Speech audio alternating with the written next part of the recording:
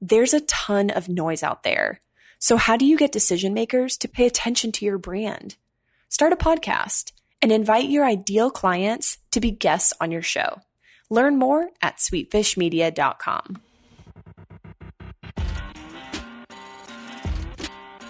You're listening to the B2B Growth Show, a podcast dedicated to helping B2B executives achieve explosive growth. Whether you're looking for techniques and strategies or tools and resources, you've come to the right place. I'm James Carberry. And I'm Jonathan Green. Let's get into the show. Welcome back to the B2B Growth Show. We are here today with Kerry Bianchi. She is the president and CEO at Visto. Kerry, how are you doing today? Doing great. Great to be here. I'm excited to chat with you today, Kerry. We're going to be talking about transparency in advertising. But before we get into that, I'd love for you to explain to listeners what you and your team are up to at Visto. Yeah, no, we've built a really exciting technology that is, think of it as your hub that can help you connect together all of your partners in your programmatic ad stack, right? Dozens and dozens of vendors that need some corralling to make them all sing together, and that's the Visto hub. And we're seeing great uptake from marketers, agencies, media companies, really anyone, right, that wants to transact programmatically needs some kind of enterprise hub like Visto. All right. So Kerry, today we're going to be focusing our conversation on transparency in advertising. And as we were talking about this offline, you mentioned that there are 4 things to think about, because you were saying that when people hear transparency, they really don't think about all the different forms of transparency. And so we're going to dive into kind of why is transparency so important, and then what are the different ways that we can be thinking about it. So I guess to start off, why is transparency a topic that you're so passionate about? Yeah, I think, look, with all the different sort of partners and players, especially in the programmatic space, that the idea of transparency, I think, has really bubbled up in the last year or two, because there's all of these layers, right, in the transaction. Might have a publisher, might have a verification partner, ad server, like all of these different pieces, and have all these different metrics that it's very hard to understand what's really working and what's not working, what I'm paying to get that, right, and really understanding the value. And I think a lot of marketers are really starting to question that, want to peel back the onion a little bit further and understand that. Okay, so this first piece that we're going to talk about as it relates to transparency is cost. Yeah. So can you dive into that and expand on that a little bit for us? Yeah, absolutely. And I think, right, that's probably the first one that might come to mind, which is a lot of what's transacted, or how programmatic's been transacted in the past has been, you pay on a CPM basis, and, there's some amount that is the actual cost of the goods that you're buying, or the ad spaces you're buying, and then there's some margin, right, that the intermediaries are making. And I think that fuzziness in terms of how much that is and how much it should be, I think, is causing a lot of marketers to say, hey, I'd like more transparency into that, and understand who are the layers and who get paid what. It's not that they shouldn't get paid a piece of it, but I think more and more wanting to understand, what those percentages are. And at the end of the day, right, some of the statistics have said if every dollar a marketer spends, only about half of it actually goes to the actual ad itself. So, right, their money could go a lot further if they understood sort of who's taking a little bit piece of that piece in the middle, and could they run that any more efficiently. Got it. Okay, that makes sense. This next piece, Kerry, is ad fraud. It sounds horrible already, doesn't it? expand on that idea. You definitely don't want that. Yeah, no.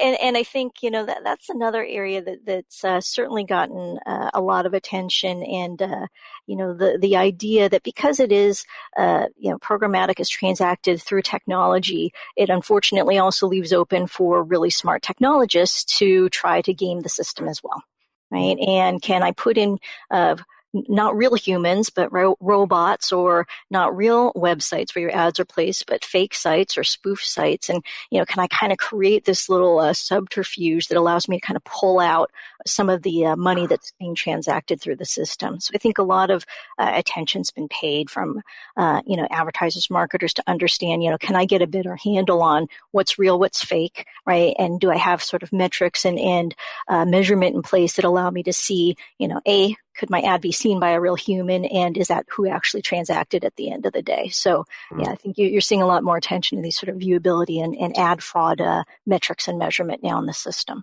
And so, how are you seeing that companies are combating that? Are there specific tools that are able to be used to kind of identify when that stuff is happening and bring it to the surface? Yeah, there's a few different ways, and I think marketers using a few different flavors of this. Some are creating some very, very tight white lists or site lists or partners that they're working with, right, as a way to kind of clean it and make a smaller pool that they're targeting. Others are using measurement tools, right? There's a number of different verification partners or vendors that you can use and layer onto your advertising, so you can get a sense of how much fraud could there potentially be there, how viewable were your ads, to be able to then point your ads right to those more viewable sources. And some that are even transacting that way. Back to the money part of the equation, some of them are saying, hey, I only pay on maybe a viewable impression or, something that I know reached a human, and are using that as a bit of a currency in the way that they're actually buying their media now. Got it. Okay. So this third one that we're going to talk about, Kerry, is how partners and vendors are working on your behalf. Talk to us about this one. Yeah, I think, look, this has been a little bit of back and forth in terms of, marketers, and do they buy their media themselves, right? Do they have it in-house, and do they control everything? But in a lot of cases, it makes more sense, maybe financially or because of the expertise, that they use partners or vendors to provide that service for them. But once it's a step removed, I think there has been some question mark raised in terms of, how are those decisions being made? So if I just handed millions of dollars to my agency or to a vendor partner to place on my behalf, how do I know that they're making financial decisions that are in the best interest of my company, right? Are they making decisions that are actually in the best interest of their company, right? Maybe they have a great deal with a certain vendor, and instead of choosing, partner A versus partner B, if they get a better deal from partner A that benefits them but not necessarily me, will that skew the way that they're making investment choices on my behalf? And so I think, there's some, question or concern for marketers to understand and see how decisions are being made, and really why they're being made, to understand that it's all in the best interest of their investment. Got it. And is that the folks that you see that are doing this best? I guess, how are those folks being transparent in that? Is it just a lot of conversations on the front end of the working relationship, or is it kind of advanced reporting on throughout the engagement so that everyone involved can see exactly where everything is going? How is that working? Yeah, great question. And it's a bit of all of those things. I think up front, you're seeing even in the way that those contracts are now being designed, right? And the compensation, sometimes it's a way there to grant transparency and have a share, say, hey, if maybe there is a benefit, but then we should share in that benefit if it happens, and then we both win out of that is one way to look at it, or something performance-based. And then I think you're seeing more and more, and, part of why we launched Visto, and I think there's others that are thinking about the space the same way, which is how can we give transparency all along the transaction, right? From the point it's placed, and I can see how the decisions are being made, and I can see what partners you're choosing, and I can see the prices that are being paid, right? Just that visibility. It goes back to our keyword of the day, transparency.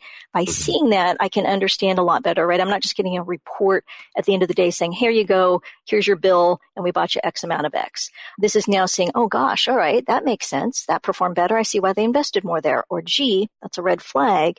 That's not performing better. Why they put so much money there, right? By just making that transparent, I think you can have a lot richer and a better discussion in terms of where the money's going. All right. This last one that we'll talk about, Kerry, is of how we all talk together, this idea of comparative transparency. Technology, kumbaya. Yeah. Yes. Well, I think that's the other thing, with the proliferation of systems. And that was one of the things that we saw as a real pain point in the industry, right? So there's no lack of great technology, insights, data, but they all tend to live in silos. And so I think there's a huge opportunity to help with unification of those, I think a lot of marketers are unifying their data sets so they can get a combined and unified view.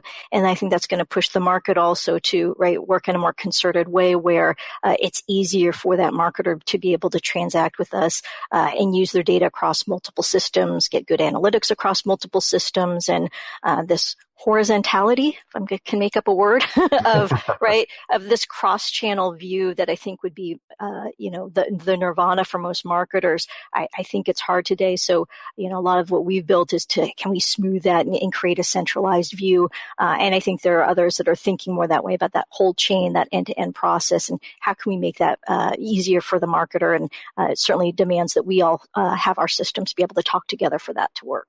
I love it.